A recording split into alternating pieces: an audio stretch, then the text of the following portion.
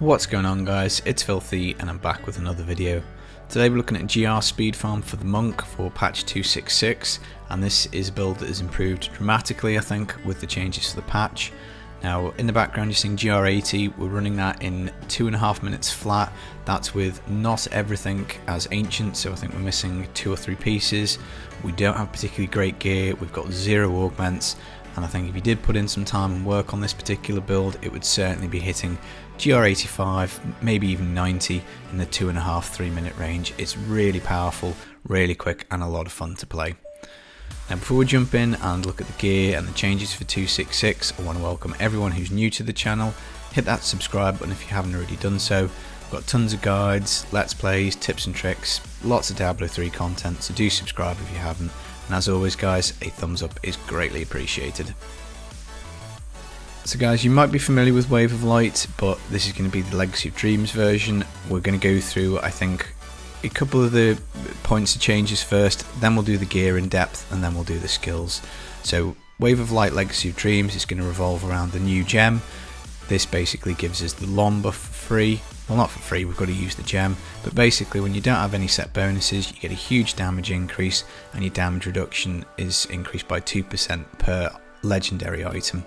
Now these 2 bonuses are doubled for ancients, so ideally you want ancients or primals in every slot, as that will give you double the bonus, but you don't need to sweat it too hard. I was doing 80s with I think 3 of the pieces non-ancient, so just normal legendaries, and I'm still missing 2, and importantly one of them is my weapon, so I'm not doing that much damage.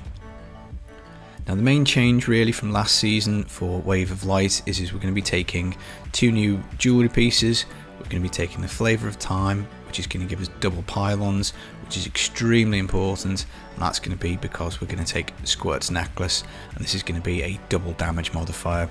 So when we don't take damage, our damage is increased by up to 100%, albeit we do get hit harder. Now as soon as we take damage, this buff drops off completely, and then it builds back up over time to these little stacks here at the bottom. Now what we're going to do is we're going to take gear pieces, skills, that will basically allow us to make sure that we've got this Squirt's bonus up as much as possible. Now the Flavour of Time is quite interesting because with the double effect of pylons, and if you're running let's say 80s, 85s in 2.5 minutes, what it means is that if you click a shield pylon, you're going to have that effect for 2 minutes, and that will be invulnerability for 2 minutes and also double damage because of your squirts for 2 minutes. So basically you're looking for pylons. Any pylon is going to be really handy. Cooldown pylon will last 1 minute, conduit will last 1 minute, power will last a minute, and realistically once you get your first pylon you're going to be absolutely flying. So they're pretty much the changes for Wave of Light for 266, and I think we may as well just run through the rest of the gear. Now my gear is not optimised, I've got the wrong pieces in a few slots, which just goes to show how powerful this is, but going through it we are taking a Zokrin's Gaze. This will allow us to cast Wave of Light at range. Really important because of the squirts, we don't really want to be taking damage, so if we can pop our skill at range and turn this into a range build, we're going to have more uptime on the squirts. You're also going to get a quite hefty modifier on Wave of Light, so as you can see from my helmet it's a bit crap, I don't have any crit chance on there and the dex roll is pretty low, but again it just kind of goes to show that the gear requirements are pretty light. We're going to be taking a Cinder Coat, we're going to be taking the Fire Rune on Wave of Lights. This is going to give us a really nice 30% resource cost reduction, as well as a 20% bonus to fire skills. Witching Hour is simply going to be more damage, critical hit damage, and also attack speed, so that's really nice. Nemesis Braces, we're going to be taking these because it's a speed build. It's going to be a toss-up between these and a Pinto's Pride. Whichever one rolls better, you will put on your character. I haven't found an ancient pair of either yet. But Pinto's Pride, Wave of Light slows enemies for 80% for 3 seconds. That's really nice because it procs our Bane of the Trapped at range, and it also gives us a damage modifier for Wave of Light. Whilst we're in the cube, you're going to be taking the Incense Torch of the Grand Temple. This again gives us resource cost reduction for Wave of Light and increases the damage significantly, so that's really handy. Other main weapon will be Kirishira's Blade. This will give us a damage modifier and also boost that modifier up if we hit 3 or fewer enemies. Really great for single target, very useful for the Rift Guardian. We're also going to be taking an Ingeome. This will basically allow us super cooldown, so 10 seconds off all of our skills cooldown for 15 seconds after we kill an elite pack. This will allow us, once we have popped that first elite, to teleport at will, and it will also really help us out with keeping some of our other skills up. We're going to be taking Mage Fists. This is going to give us a 20% damage increase to fire skills, so obviously again pretty handy as it's a fire build. Jewellery wise, we've gone for the Convention of Elements. This will give us up to a 200% damage modifier when we roll around onto fire, so some pretty nice spike damage. Again, quite helpful for the Rift Guardian.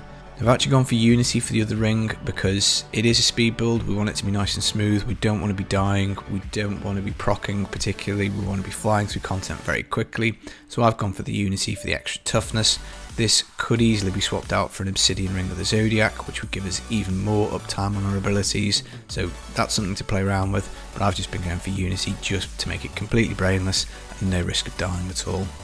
Now the three other gear pieces that we've got, shoulders, pants and boots, are completely, reasonably speaking, open. For boots, I'd say you probably want to be taking the crudest boots. When we get to the skills, we'll talk about Mystic Ally, but that would effectively double our resource potion, which is what Mystic Ally is going to be, so that would be best in slot. But illusory boots work just fine, but any ancient boots will do as you get going.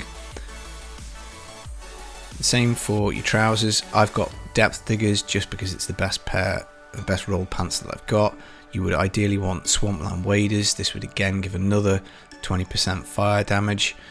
You can only get these on a Witch Doctor, so you'll have to upgrade level 70 pants with a Witch Doctor. So you can roll a level 1 Witch Doctor and do this, and then you're going to have to reforge them until you get fire skills and then re-roll them. So it is going to be quite hard, it's going to be quite a pain to get these rolled as ancient with fire and with decent rolls on. So as I say, until you get them, any old pants will do.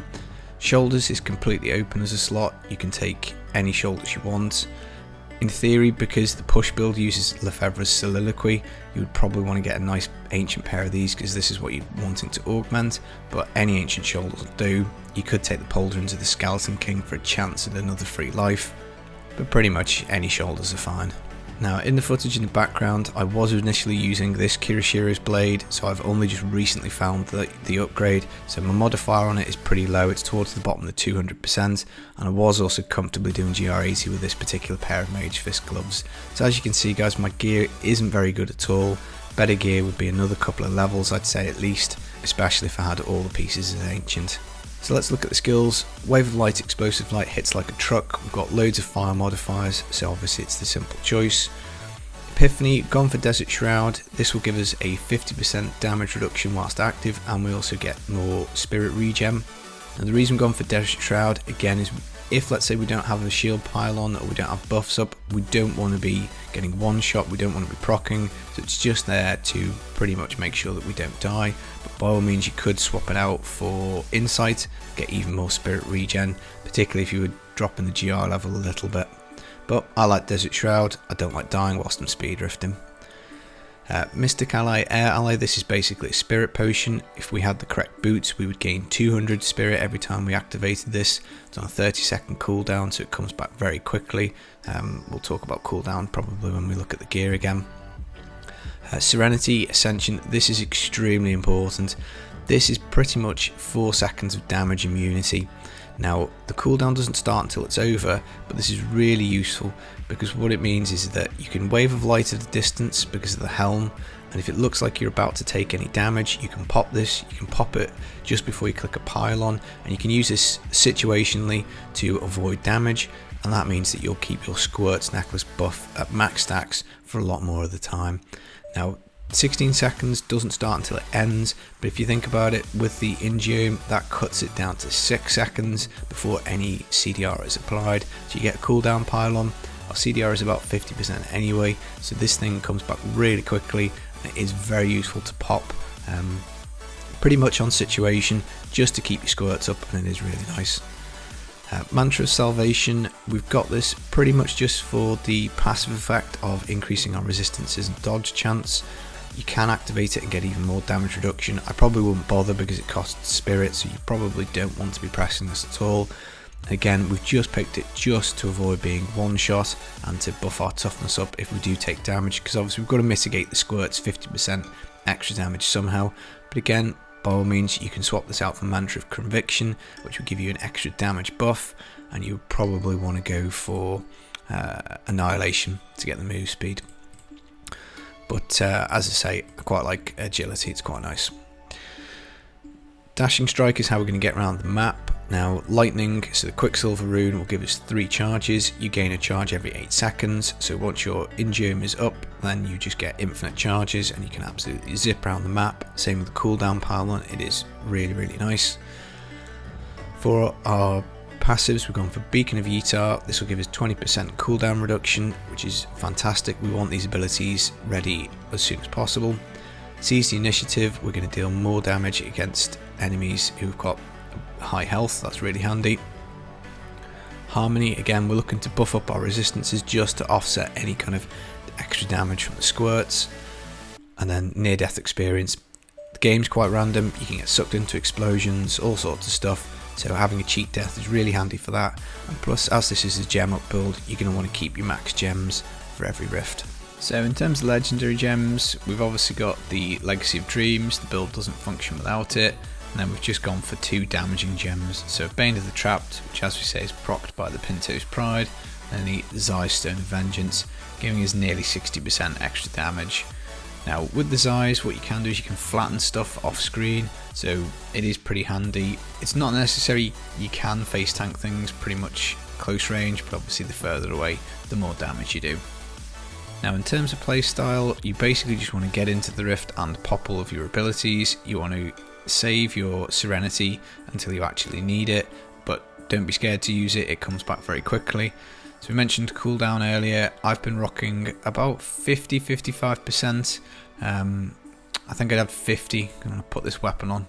Yeah, I had 50% CDR on all the footage, so I'm keen to try this new weapon out, but 50% CDR, anything above that's going to be quite handy, because it means that your Ascension's going to be coming back, 8 seconds if you don't have your Ingeum up, and probably in about 3 seconds if you do, and it's quite a nice figure.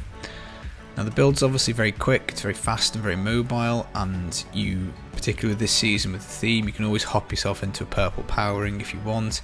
Probably only really bother to do that for Juggernaut and for the Rift Guardian. The rest of it you can just pretty much fly through the Rift very rapidly.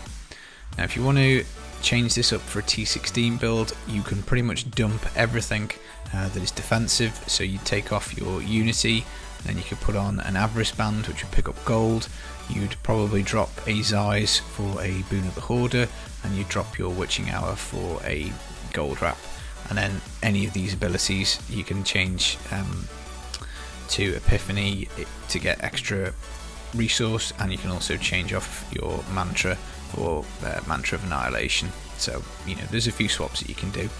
I probably would keep Serenity, just because on the off chance you don't have any gold, you don't really want your squirts to drop off, and that's kind of how I've been running it on T16. So that's the build, guys. There will be a D3 planner link in the video description as always with the recommended stats. So I hope you've enjoyed the video, I hope you like the build. Leave me a thumbs up if you have, and hit me up in the comments, what do you want to see next? I'll catch you in the next video. Have fun in Sanctuary. Peace.